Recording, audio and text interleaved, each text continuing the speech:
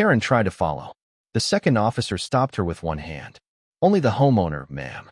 She froze, scandalized. Inside, I pulled out the thick folder where I kept property records. I showed the deed. I showed the county map. I showed the stamped survey. The officers reviewed every page with growing expressions of, "Why are we even here?" Finally, one officer nodded. "This is clear. The land is yours. You're within your rights to post signage." I exhaled, relieved, until we stepped back outside and found Karen pacing like an agitated cat.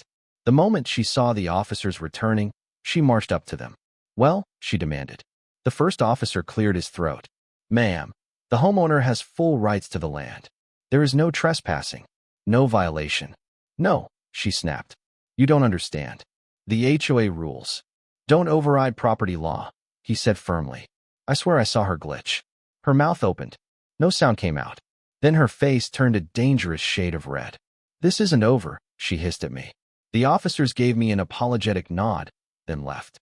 Karen stormed off in the opposite direction. And though the officers were gone, the trouble was just beginning.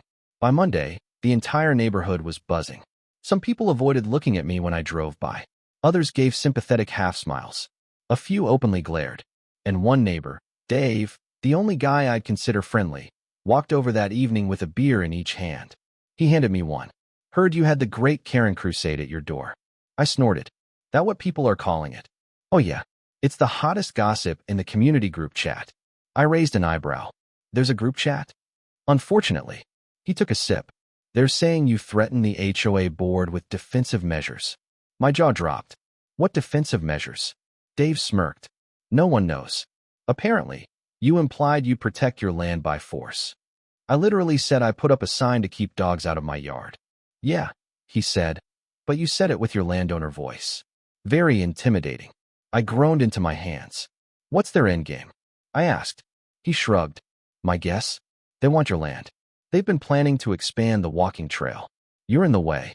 I felt a cold, sinking weight in my stomach. That would explain everything. The sudden interest. The pushback. The lies. The police. Dave finished his beer and glanced at the sign. "Get ready, man. They're not done." He wasn't wrong. The next morning, I opened my mailbox and found a thick envelope stamped with the HOA logo. Inside was a list of alleged violations. Unauthorized structure visible from public walkway. Failure to comply with community aesthetic standards.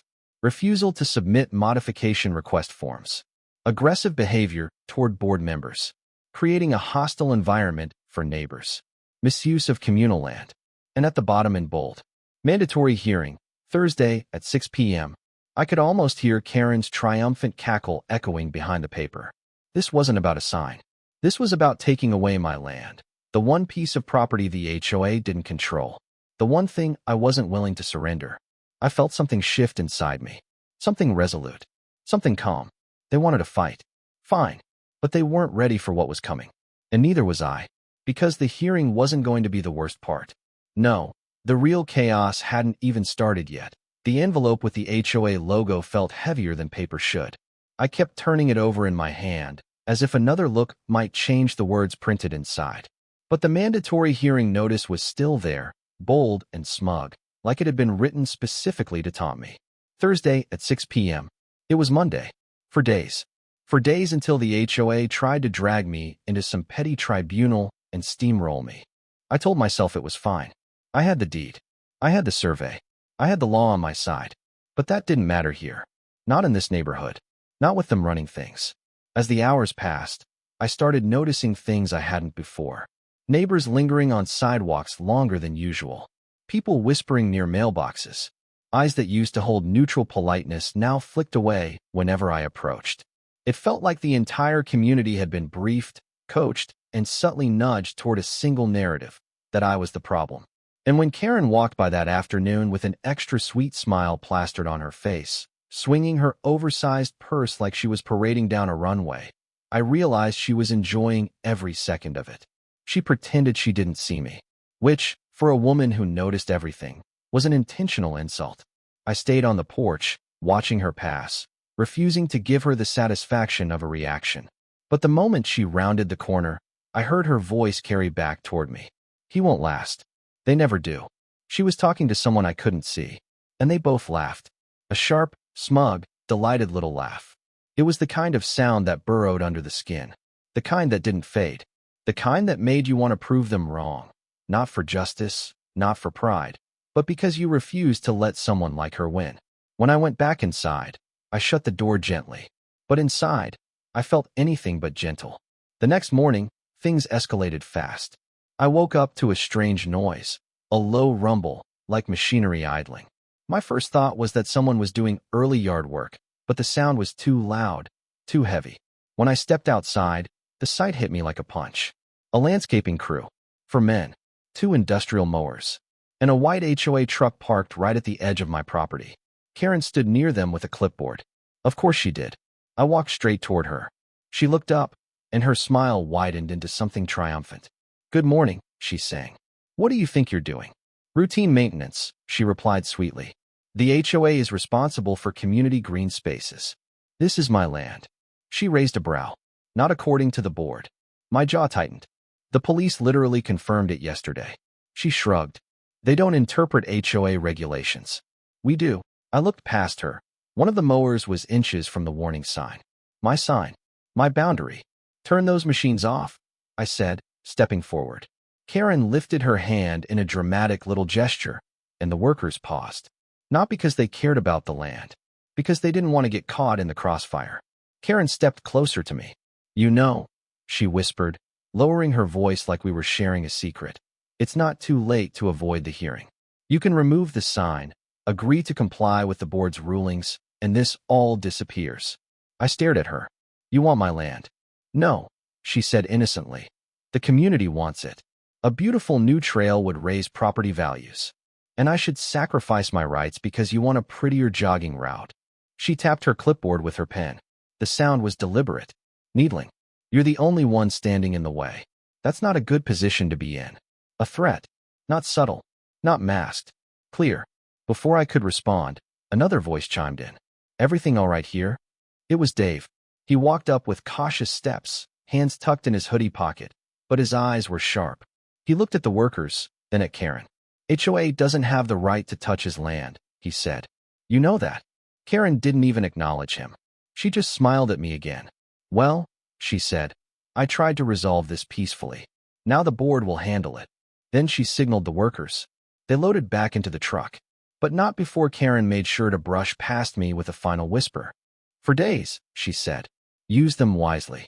I spent the next few hours reading everything I could about HOA laws, land boundaries, property rights, anything that could help. But the deeper I went, the more frustrating it became. HOAs didn't need to be right. They just needed to create enough noise and paperwork to drain people into compliance. I realized then why Dave had said what he said. I understood why people whispered, why neighbors avoided conflict. The HOA didn't win by force. They won by exhaustion. Wear them down. Drag things out. Make life just inconvenient enough that surrender felt easier than resistance. I wasn't about to be worn down. That evening, Dave knocked on my door. He didn't wait for me to offer him a seat. He just walked in, sat on the couch, and rubbed his face with both hands. "You're not gonna like this," he said. I sat across from him. "What now?" He exhaled. "The HOA board met privately today. Karen recorded the whole police incident and spun it in the group chat. They think you were intimidating authority figures." My jaw dropped. I literally offered them coffee. "Doesn't matter," he said. "People believe her. They always do. She controls the narrative." I leaned back, feeling the slow burn of anger spreading through me. "What else did she say?"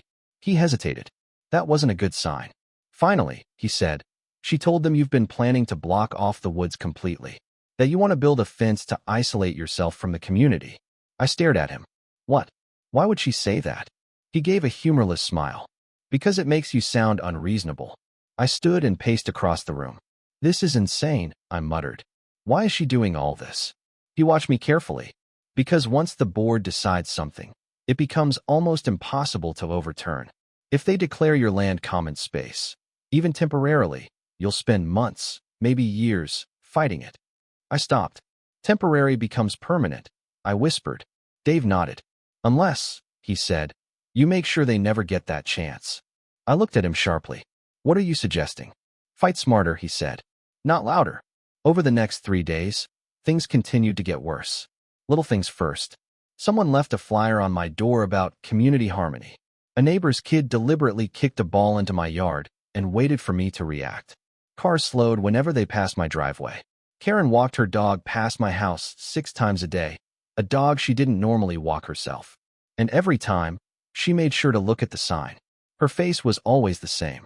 Satisfied, sure of herself, confident she had already won. Then, the day before the hearing, something new appeared.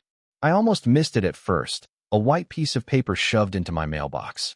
No envelope, no signature, just a message. 4 words, not typed, handwritten in sharp, aggressive strokes. You'll regret Thursday. My fingers tightened around the paper. Not fear, not panic, something colder, something steady. This wasn't just harassment now. This was intimidation.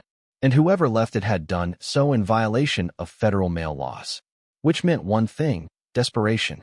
Someone on the board was worried. Someone wasn't as convinced of their victory as Karen was. And that meant I wasn't as alone as they wanted me to believe. That night, Dave texted me. We need to talk before the hearing. I didn't sleep. Thursday arrived heavy and tense. I sat at the edge of my bed for a long time after waking, listening to the quiet hum of the house. Everything felt still, like the world itself was holding its breath. The hearing was at 6 p.m. Dave showed up at my place around 3. He stepped inside, closed the door behind him, and lowered his voice. There's something you need to know, he said. What now? The board isn't planning a normal hearing. I frowned. Meaning? He swallowed. They're going to vote on something before you even walk in. What? An emergency motion to classify the wooded strip as under temporary HOA stewardship pending boundary review. My blood ran cold. That's illegal, I said. He nodded. Yes, but they're hoping you won't know that. Do they have the votes? His silence was the answer. I sat down slowly. So they're going to steal my land before I can defend myself. Dave sat across from me. Not if you do what I'm about to tell you. I looked at him. Really looked. Dave had always seemed like a quiet guy, easygoing, neutral. But now, he had the expression of someone who'd seen this happen before. Someone who'd learned the hard way. What do I need to do? I asked. He took a breath.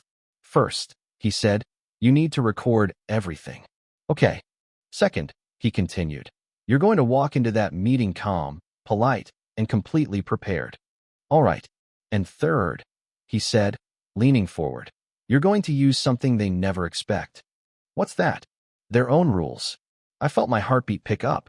Dave, I said slowly, why are you helping me? He looked down at his hands, then back at me. Because, he said, they did the same thing to me 4 years ago. I felt the world shift.